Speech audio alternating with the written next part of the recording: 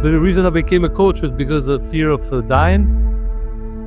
In my early age, when I was a baby, about 7, 8 years old. So I just saw people die and I'm thinking, how can we die? Like, we don't die. So what was your turning point from that fear that you had? When I understood that who I really am, that's when everything changes. So what is the biggest gift from fear to freedom? Because if you face your fears, then you get what you wanted. You get freedom. Always freedom.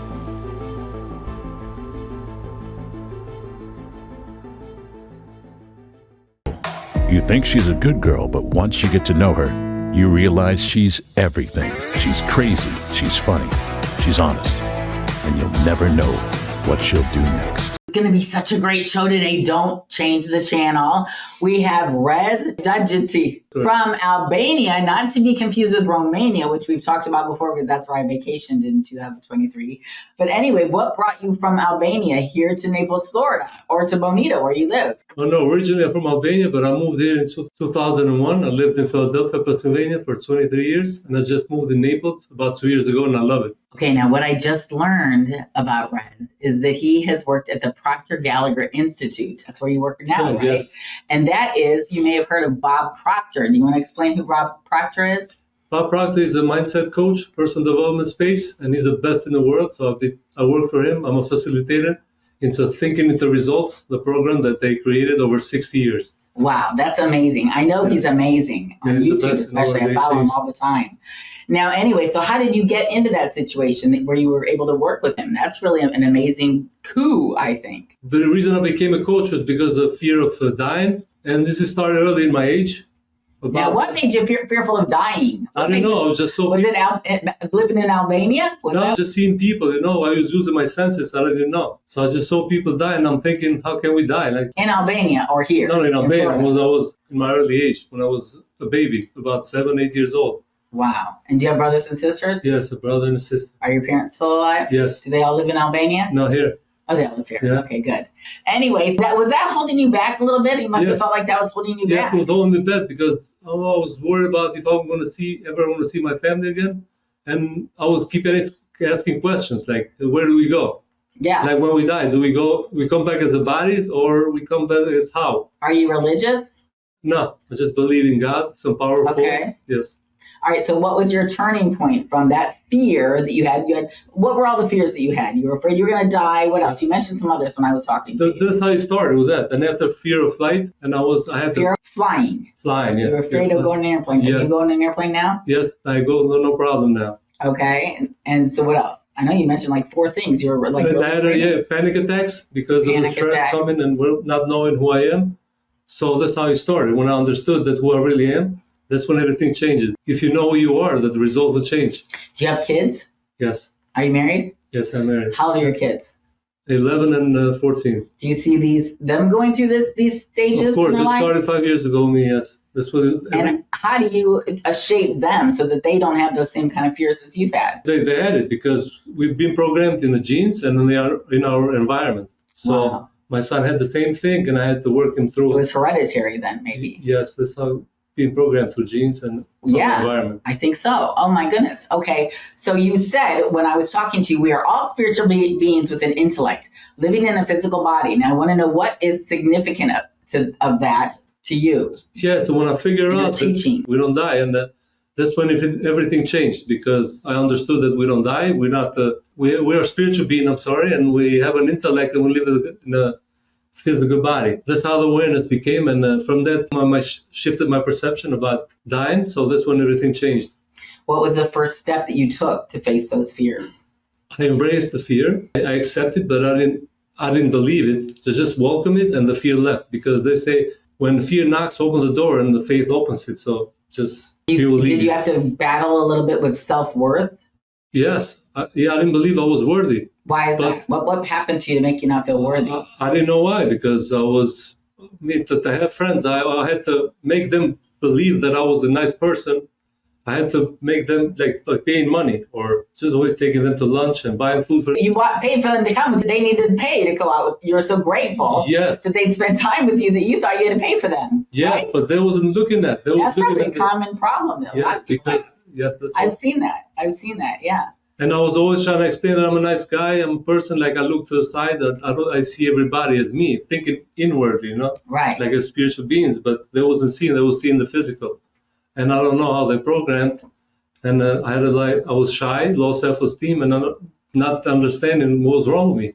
Now, what's your education like? I remember you said that you didn't have a college degree, and that was something that you kind of dealt with because you didn't feel as good as other people because they had a college degree. And so how did you measure up, and what kind of education did you have?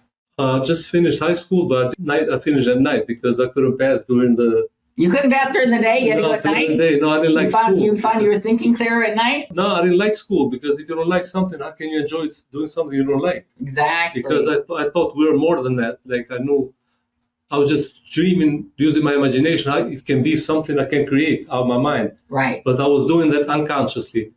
So when I heard Bob Proctor saying that in 2019 that you can have everything you want, you just dream it. You don't need nobody else's approval. And I thought maybe this is true. So I deep dived to his teachings. How did you find him? Were you just searching on YouTube one day? No, I had the client of depression, and she was telling me about, can you hear about this mentor? And I saw him on YouTube. And as soon as I heard, I know what he was talking about because I'd be living that I just came aware what I was imagining all these years. So that's when everything clicked, and I helped her through her depression, and that's how it started. Well, now, so I know that you've told me before that you have to follow your purpose. How do you figure out what your purpose is? The purpose follows you. I mean, you don't have to, you just got to do what you love. You have to listen to the science out there to see what your purpose is? Or how was it that you figured out what your purpose was? Like I said, since I was like about 7, 8, when we started with that fear, but deep dive, there was love inside me. So I was like helping people, right? But I was helping them, giving them money. So my parents, my wife was telling you, just giving all the money away. You cannot help this just by giving the money. So I was thinking, okay, what can I do something so I can help more people? Because that's what I love. That's my purpose for getting out of bed in the morning. Exactly. And I started doing the personal development by studying me and understanding how the mind works. I can help other people be free of panic attacks, fear, or anxiety and depression. Now, through this, you are now a business owner, correct? Yes, I'm a mindset coach. How long have you owned your own business? I've been studying, like the only subject I've been studying is about only myself. So I didn't go to school. But I started with Proctor about 6 years ago, and I coach people how to think because I understand that the mind creates our results in life. Exactly. Do you believe in visualization? Is that what you are manifesting? Do you believe in that? Yeah, we are manifesting every day, but depends are we manifesting what we want or what you don't want. Because the awareness of everything, you can have a vision board, but if you don't know who you really are, you cannot manifest. Maybe you manifest what you don't want. Do you believe that the mind can also work in negative ways? Of course. If you don't know the mind, it can hurt you. Say, for example, like your fingers is turned against you and you're trying to poke your eyes. What would you do? You just will stop your fingers by hurting your eyes, right? Yeah. Because you're not aware how the mind works. So saying the mind can hurt you or can help you. I've seen it work negatively in my life before because when I was a kid, I don't know if I've told this story before. Probably I have, but I used to lay in bed at night when I was like young and going to elementary school or high school. I thought I don't want to think about what's anything bad because what Dad says might be right. Like what you see is what you will get. So I started thinking about when I was getting ready to go to sleep, I'd think about all the people that cared about me would come and talk about me. And I thought, well, I'm not going to think I'm dead. I'm just going to think I'm in a coma. Because I thought, well, if I'm in a coma, I can always wake up, right? I'll still be alive. So, but before I went to sleep at night, I'd think about all the people that cared about me and they'd come to see me in the hospital and they'd talk about how great it was. And do you know what happened to me after that? What? I had a car accident and I was in the hospital in a coma for 5 days. Oh, so you attracted it. When I was 20, exactly. Wow. It's frightening how you have to use your mind for good.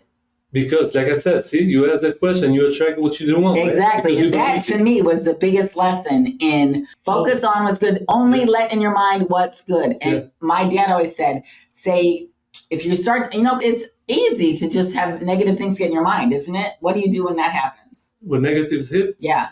You just understand if they don't feel good. Well, my dad would say to us, we needed to say, if you have a negative thought get in your head, say cancel right now. I know, but you cannot cancel it. You have to become aware because if you suppress it, that means you suppress it. You don't let it go. You have to welcome it first, know it, but don't believe it. Like hug it, whatever negative thought comes, but don't believe it and let it pass through. Same like a bird, they come and go. Right. Okay. So you said you have to change your thinking. You need to have a paradigm shift. Explain what a paradigm shift is and how we can make that happen in our lives. So most of the people, they don't know what a paradigm is. So a paradigm is the multitude of habits, a section in our subconscious mind that gather habits and beliefs. Almost our habits are habitual. So what we do every wake up in the morning, we act habitually, right? If you It's a habit. like somebody else, Life is a habit. you just follow the routine. Mm-hmm. Exactly. Okay. So we go to school, right? And then what do they make us do? Study, gather more information, but we don't know what we know how to do, right? We just gather in habits. What would you say are some common mind shift blocks? Common mind shift blocks? Mindset blocks. Like I said, paradigm, programs, habits, and beliefs. From generations, like I said. Well, that's not a paradigm. Isn't a mind block, though. What would be blocks that the people that you've worked with have come up with that have said, "But I can't do it because of this," or "I can't do it because of that"? I mean, I can think of a few right now. Like I said, in the beginning, they don't know who they are, but it's the program who stops us from getting the results that we do want. How do you keep that mindset strong? How do you keep? I mean, like it's a constant battle, isn't it? It is, but you got to study. You have to study. You have to know what to study, right? Where do you study? I mean, for people that don't know Bob Proctor, or don't have access to Bob Proctor out there, and maybe are too far away to get your help, what should they do? Start reading. Start finding out who they are, yes. What kind of books? Personal development books. Self-help books. Anything you can recommend? Now, when I started with Think and Grow Rich, or psycho-cybernetic, because it's the image that we hold inside was dictate what we're gonna get on the outside. Because we hold two images: the one we project to the world, like now, the way I'm dressed, the way I talk, the way I love, the way I dance, and we have another image inside. So what we hold inside shows on the outside. So if you want to change your results, you gotta change your image. And is that how you keep your mindset strong, or yes. would you recommend anything more? Of course, because the way you see your stuff, that's what everybody's going to see you. Exactly. First matters what's in here, right? Yes, and you have to see yourself as the person you want to become. So what is the biggest gift from fear to freedom? If people can move on from fear to freedom, what would you say is the biggest gift from that? Face it. What? Face the fear. Facing the fear, and then what is the biggest thing that can come from that? Because if you face your fears, then you get what you wanted. Exactly. Yes. You're free, right? Yes. You get freedom. Always freedom. From fear to freedom, the best thing is freedom, right? Of course. All right. Now, so do you have any advice or any stories that you can share with us? Like I said, the story, it happened, and I was 2019 because, like I said, I was shy. I had low self-esteem. I was working ordinary jobs. And from that, I started, when I keep studying, I started opening a very successful business because I understood how we work. And I left the business to follow my purpose as a mindset coach. So now that's what I love doing, helping. Can you share any stories from the people that you've worked with, of people that have had some amazing recoveries? Yes. Like I said, I have people from depression, being depressed. And depression is nothing, just anger hold within. Because it starts from doubt and worrying because of ignorance. It's not that we are ignorant as a people, but ignorance means not knowing. When you understand who you are, then that's how you can handle self-worth and doubt. Because that's how the fear starts and anxiety hits. And after, we release it to the body. So we get depressed. Like my mentor used to say, we don't die, we kill ourselves. So, right. But we have a choice, though. We can go to knowledge, and the only way we get knowledge by study. That's the only way. That knowledge becomes faith. From faith, it becomes a well-being, because we are creative beings. We're here to create. We have mental faculties that we can create our own life. And from that, we are well-being, and we calm, so we can create from that our own life. Great. Now, what keeps you passionate about this? I mean, how many years have you been studying this and helping people with this? For 6 years with the company. But like I said, the only subject I've been studying all my life was me, because I create my own results. I go within. You're your case study. Yeah, because everything comes from inside. Like thought become things. And if you change your paradigm, your life will change. Great. James, do you have any questions for Rez? Well, I just might. James always has a good question to integrate. I was looking at some of your programs. You got some really great programs. Appreciate it. Right? The one I'm interested in, and if you just take a couple minutes and tell us, if I went through your Winner's Image program, what kind of things would you take me to from where I am? And I'm not going to say loser, but but not a winner's image. No, you're not From a going loser, James. You're a from a winner. not winner's image to having that winner's image that you talk about. Yeah, I will help you find out who you are first, right? How the mind works and how we've been programmed, right? But I'm not the solution. Like, you are the hero, right? I'm just the guide to guide you from where you want to go. So that's what the guide does, and help you understand how you're programmed and what kind of image you hold on inside that shows on the outside. That's what everybody sees. What kind of questions would you ask me to find out how to help me get from point A to point B? Do you know who you are? If I ask. I'm Pearl Henderson's son. No, that's just your name. No, I'm Pearl Henderson's son. See, that's what people know. They think they are their names, they are their bodies, but we are not our body. We are not a name, right? We don't say, I'm Rez. I say, my name, right? My body. So when people understand who they are, that's how the results, they start seeing things from different perspectives. Gotcha. With the people that you work with, do you work in person with them? Do you do Zoom calls? Yeah, Zoom calls in person. And how do they find you? Instagram, Facebook. I do live events. Great. Yeah, that's right. We met at the Speakpreneur. Yes. This is another man that I met at the Speakpreneur, and he chased me down and said he wanted to be on our podcast. And I learned more and more about his message, and I thought, you have got an incredible message. I would love to share that with you. And it was just today that I found out that he's also a student of Bob Proctor, and that just puts you right up here. I mean, because Bob Proctor is just amazing. I know that very well. Yeah, he went from being the same as me. I kind of the same story. What's his story? You remember? Yes, he went from he had bad habits too, like everybody else. He was working in a fire department, like he was almost retired, because when you work for the government, they cannot fire you, right? Right. He was earning 4,000 and he owed 6. So he never in his mind, could never get out of debt. Couldn't break that ceiling. So when he understood who he was and the power of the mind from his mentors, right? Because you gotta need somebody to self-help books, you need somebody to guide you. Right. He went from 4,000 to 100,000 to 175 in a month, wow. And in 5 years he went to $1 million back in 68. Wow, So that's amazing. Well, I am so glad that you came and we got to know you and got to know more about your message today. Thank you so much. I want to right now just go to the real estate minute. So just think about it, James. If you have any more questions for Rez, I want to make sure we get them all answered today. Right now, I've searched the whole U.S. housing market because I know some of you aren't just here in Florida. Some of you are in other places and you might be thinking about real estate. And I just want you to know the positive stuff that's going on out there because not a lot of people are focusing on it. But if you ask ChatGPT, like I did this morning, it might give you some really good information. The U.S. housing market is shifting toward a more buyer-friendly environment. Prices are still edging about 1 to 2% a year over year, but growth is slowing. And inventory is rising sharply, up more than 30% in many areas, giving buyers more options. Homes are sitting longer, sellers are making price cuts and concessions, and bidding wars are less common.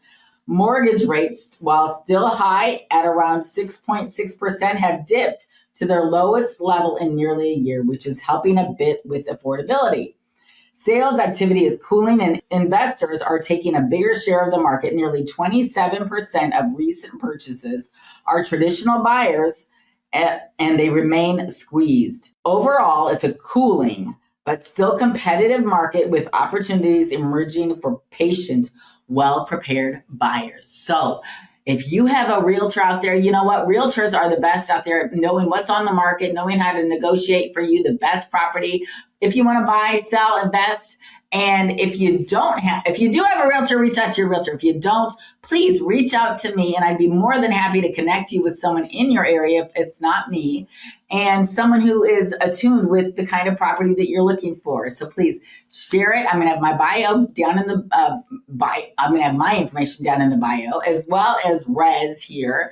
And we can find for you anything that you want us to help you with. Please put it in the messages below. Subscribe to this channel, like it, because if you're still watching, I think you liked this message, and post your thoughts below too as well, and share it with someone else who might be struggling with mindset issues or going through traumas or other things that we all deal with every day that make it, we have to have a constant effort to always be growing, changing, and improving. And through that, we have to educate ourselves in what there is out there. And Rez is a great example of this, Rez. I'm so happy that we connected at that Speakpreneur event.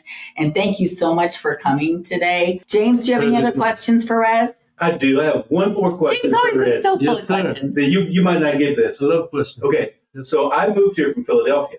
Me too. Who has the best cheesesteak? For me, Geno's and Pat's. Geno's and Pat's? I'm a chicken and Pete's guy. Chicken and Pete's, yeah. I'm a chicken and Pete's. Okay. Okay. Go hand to hand. All right. Good deal. All Good deal. Well, I'm glad we got that solved before the end of the podcast today.